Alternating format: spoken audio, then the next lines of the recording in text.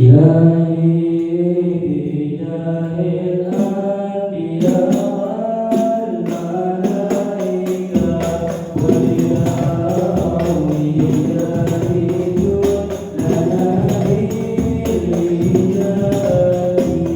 إلهي توسلنا بقرآنك الكريم تنوير بشيرتي وسمعي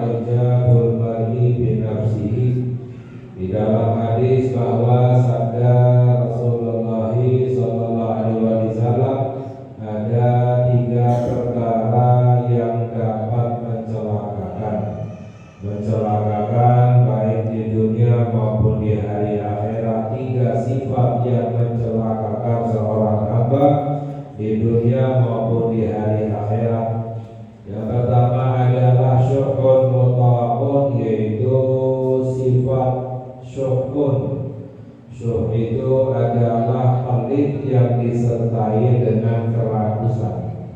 Ada orang pelit tapi nggak rakus, ada orang pelit dan rakus untuk mendapatkan yang lain atau yang dimiliki oleh orang lain. Itu lebih berbahaya daripada sifat pelit.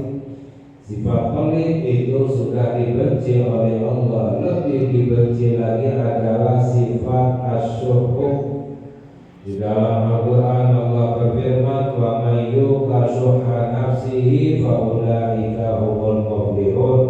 Barang siapa yang dijaga dari sifat syuh, yaitu pelit yang disertai dengan kerakusan, maka itulah orang yang mendapatkan kemenangan. Sedangkan di dalam hadis bahwa sabda Rasulullah SAW bahwa yang pertama sifat yang mencelakakan adalah syuhun mutlaq, sifat syuh yang ditaati. Lalu yang kedua adalah wahawan muttaba, yaitu hawa nafsu yang diikuti. Lalu yang ketiga adalah wa'ijabul mar'i binafsihi, seseorang yang merasa kagum dengan dirinya sendiri, orang yang merasa dirinya paling benar, paling baik, yang lain salah. Ini tiga sifat ini yang bisa mencelakakan baik dunia dan akhirat.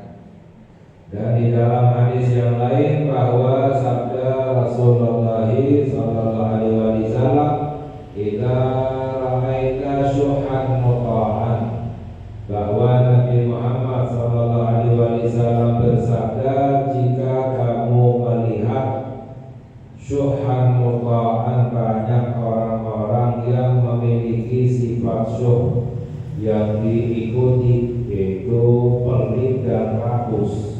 Wahawan muttaba'an, dan kamu melihat orang-orang sudah mengikuti hawa nafsunya. Wa ijaba kulli dhi ra'yin bi ra'yihi, dan setiap orang merasa kagum dengan pendapat dirinya sendiri, merasa dirinya paling benar. Jika kamu sudah melihat banyak orang-orang yang seperti ini, fa'alika binafsika, urusi dirimu sendiri, jangan urusin orang lain. Jangan istilahnya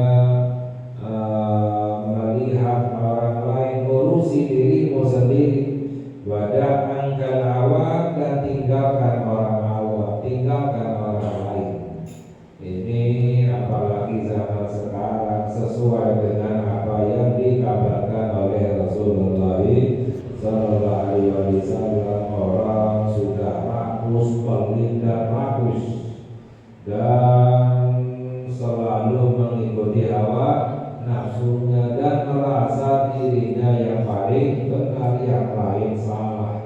Bahkan sekarang orang biasanya merasa lebih pintar daripada ulamanya, merasa lebih baik daripada ulamanya, merasa lebih benar daripada ulamanya. Ini orang sekarang, padahal jahil, tidak belajar agama, tapi merasa lebih benar, lebih baik daripada ulamanya. Ini sudah dikabarkan oleh Nabi kita Sayyidina Muhammad SAW. Orang kalau sudah seperti ini susah untuk diberi nasihat, susah untuk diluruskan, ya, susah untuk dikasih tahu. Jadi urusi dirimu sendiri dan tinggalkan orang lain. Ini wasiatnya Nabi kita Sayyidina Muhammad SAW. Dan di dalam hadis yang lain bahwa sabda Nabi kita Sayyidina Muhammad SAW, la yu'minu ahadukum hatta yakuna hawahu taba'an lima jitu bihi, bahwa sabda Rasulullah SAW, tidak sempurna imanmu kepada Allah sampai hawa nafsunya, keinginannya itu adalah adalah mengikuti apa yang datang dariku. Orang yang hawa nafsunya ingin mengikuti Nabi Muhammad SAW itu adalah orang yang sempurna imannya kepada Allah Subhanahu wa Ta'ala. Karena sebenarnya yang namanya mengikuti hawa nafsu adalah tidak mengikuti Nabi Muhammad SAW, tidak mengikuti sunnahnya Rasulullah SAW. Itu yang namanya mengikuti hawa nafsu. Ya, fa in lam yastajibu laka fa'lam annama yattabi'una ahwa'ahum. Allah berfirman yang artinya, jika mereka tidak memenuhi ajakanmu wahai Nabi Muhammad, tidak mengikuti Nabi Muhammad SAW, maka mereka sebenarnya mengikuti hawa nafsu. Ya, jadi yang namanya orang yang mengikuti hawa nafsunya adalah tidak mengikuti Rasulullah SAW. Orang walaupun makan sekalipun, tidur sekalipun, tapi mengikuti sunnahnya Nabi Muhammad SAW, itu yang namanya orang yang melawan hawa nafsu. Jadi orang yang sempurna imannya adalah hawahu, keinginannya itu adalah mengikuti apa yang datang dari Nabi kita Sayyidina Muhammad SAW. Dan di dalam hadis yang lain bahwa sabda Rasulullah SAW, ittaqu dzulma fa inna dzulma dzulumatun yaumal qiyamah. Sabda Rasulullah SAW, berhati-hatilah dengan sifat zalim, karena kezaliman itu akan menjadi kegelapan nanti di hari kiamat. Orang yang zalim nanti hari akhiratnya, hari kiamatnya gelap dari hidayah, dari cahaya, gelap untuk bisa mendapatkan keselamatan, maknanya celaka nanti di hari akhirat. Wattaqu syuha, dan jauhilah, berhati-hatilah dengan sifat syuh. Fa inna syuha ahlaka man kana qablakum, karena orang yang syuh itu telah, karena sifat syuh itu mencelakakan orang-orang sebelum kalian. Umat-umat terdahulu mereka celaka karena memiliki sifat asyuhu, yaitu pelit yang disertai dengan kerakusan. Hamalahum ala an safaku dima'ahum wastahallu maharimahum, yang menjadikan mereka saling membunuh satu sama lain, yang menjadikan mereka menghalalkan yang haram. Ini karena apa? Pelit dan rakus, sehingga dicelakakan oleh Allah Subhanahu wa Ta'ala. Dan di dalam hadis yang lain bahwa sabda Rasulullah SAW, la yastami'u syuhun wa imanun fi qalbi abdin abadan. Bahwa sabda Rasulullah SAW tidak akan bersatu, berkumpul sifat syuh dan keimanan di dalam hati seorang hamba selama-lamanya. Jadi sifat syuh tidak akan bersatu dengan keimanan. Maknanya orang yang beriman gak mungkin memiliki sifat syuh, pelit dan rakus. Orang yang syuh berarti tidak ada imannya kepada Allah, atau sangat lemah sekali imannya kepada Allah. Ya, karena kekuatan iman menghilangkan sifat syuh. Kalau ada sifat syuhnya berarti tidak ada imannya kepada Allah Subhanahu wa Ta'ala. Lalu di dalam hadis yang lain bahwa sabda Rasulullah SAW, inni akhafu ala ummati min thalathin.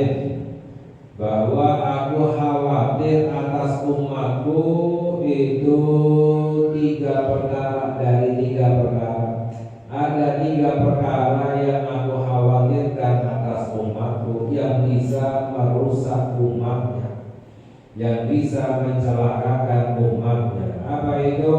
Yang pertama adalah min zallati alimin, dari tergelincirnya orang alim. Orang alim yang tergelincir maknanya orang alim tapi menyesatkan, yang dinamakan dengan ulama usuk, ulama yang ulama yang buruk. Jadi tidak semua ulama itu mulia baik, ada ulama yang buruk.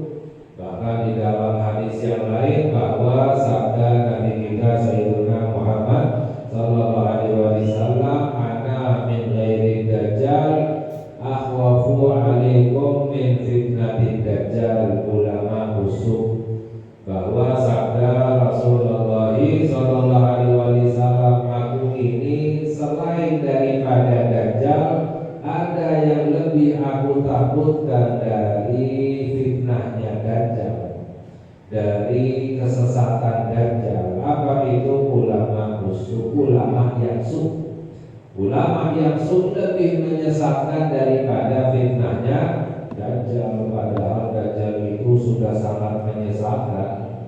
Ulama suk lebih menyesatkan. Mengapa? Karena bungkusnya bungkus agama, bungkusnya bungkus ulama, tapi sebenarnya menyesatkan orang lain, mengajarkan orang lain untuk benci, untuk memusuhi, untuk bertengkar, mengadu domba, mengajarkan orang lain untuk merendahkan orang lain atau menghina orang lain, ya. Padahal pakaiannya pakaian ulama, itu yang namanya ulama usuk, ulama yang buruk. Ini sangat dikhawatirkan oleh Nabi kita Sayyidina Muhammad sallallahu alaihi wasallam. Mengapa? Karena bisa merusak umatnya.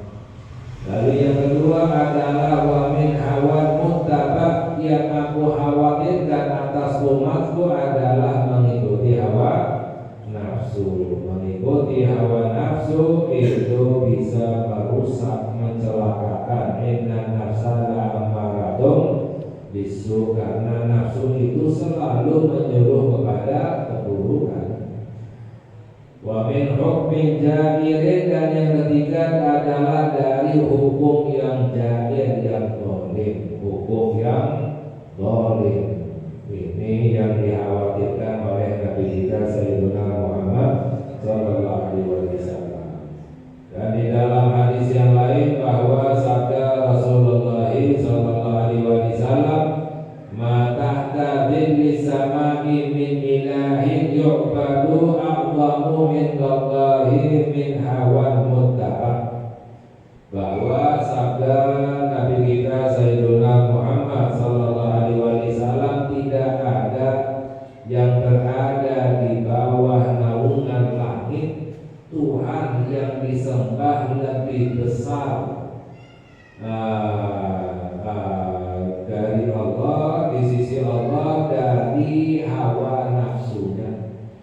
Maknanya kebanyakan itu orang menyembah kepada hawa nafsu, ya. Apa maknanya? Yaitu mengikuti hawa nafsu. Orang yang selalu mengikuti hawa nafsunya itu sama seperti orang yang menyembah kepada hawa nafsunya, ya. Di dalam Al-Quran Allah Subhanahu wa ta'ala berfirman, ara'aita man ittakhadha ilahahu hawahu, ya. Apakah kamu melihat orang yang menjadikan hawa nafsunya itu sebagai Tuhan?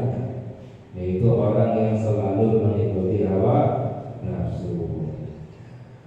Dan di dalam hadis yang lain bahwa sabda Nabi kita Sayyidina Muhammad sallallahu alaihi wasallam, yaitu salah satu khutbah terakhirnya Nabi Muhammad sallallahu alaihi wasallam, beliau berkhutbah, usikum bitaqwallah. Beliau berkata bahwa aku wasiati kalian untuk bertakwa kepada Allah. Ini wasiat yang paling penting untuk bertakwa kepada Allah. Bahkan di dalam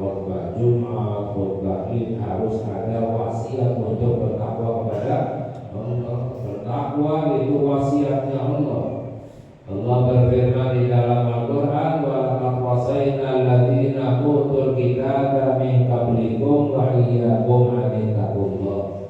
Allah berfirman yang artinya, dan kami telah wasiati orang-orang yang diberi kitab sebelum kamu dan juga kepada kamu untuk bertakwa kepada Allah.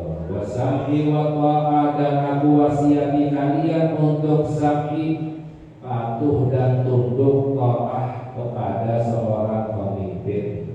Bagaimanapun juga kita diperintahkan untuk taat kepada pemimpin. Wa aisa amara alaikum abdul habasyi, walaupun yang memimpin adalah seorang budak dari Habasyi, Afrika. Dahulu budak dari Afrika, budak yang paling rendah, paling bodoh.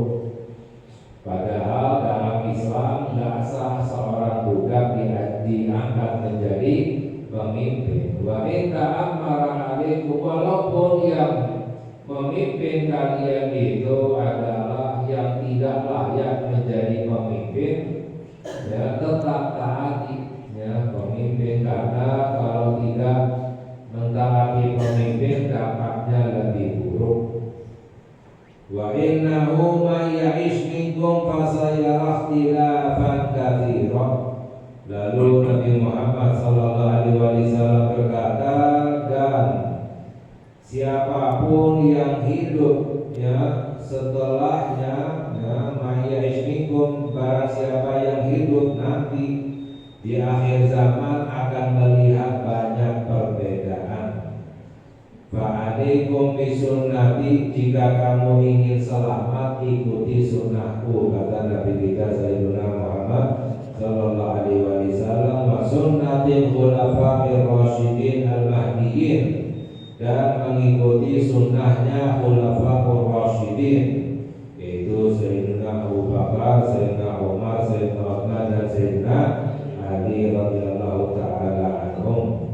Abdu 'alaiha bin nawajid, gigitlah dengan gigi geraham, maknanya peganglah kuat-kuat, benar-benar ikuti sunnahnya Nabi Muhammad sallallahu alaihi wasallam. Wa iyyakum wa muhdatsatul umur, berhati-hatilah dengan urusan-urusan yang baru, perkara-perkara yang baru yang tidak sesuai dengan ajarannya Nabi Muhammad sallallahu alaihi wasallam. Fa inna kulla muhdatsatin bid'atun, karena semua hal yang baru itu adalah bid'ah. Wa kulla bid'atin dhalalah, dan semua bid'ah itu menyesatkan. Yang baru di sini maknanya yang menyimpang daripada ajarannya Nabi kita Sayyidina Muhammad sallallahu alaihi wasallam, yang tidak ada dasarnya, yang misalnya seperti persembahan sesajen ya kepada arwah atau kepada pohon atau kepada jin misalnya, atau memberi makan ya kepada ya setan dan lain sebagainya, ya istilahnya yang kalau yang kelihatan sekarang ini seperti kejawen ya, ini yang menyimpang daripada ajarannya Rasulullah sallallahu alaihi wasallam. Tapi kalau seandainya hal yang baru tapi tidak menyimpang, itu bukan bid'ah yang dhalalah, bukan bid'ah yang menyesatkan. Karena Imam Asy-Syafi'i radhiyallahu taala anhu, beliau menjelaskan bahwa bid'ah ada dua, ada yang hasanah yang baik, ada yang sayyi'ah yang buruk.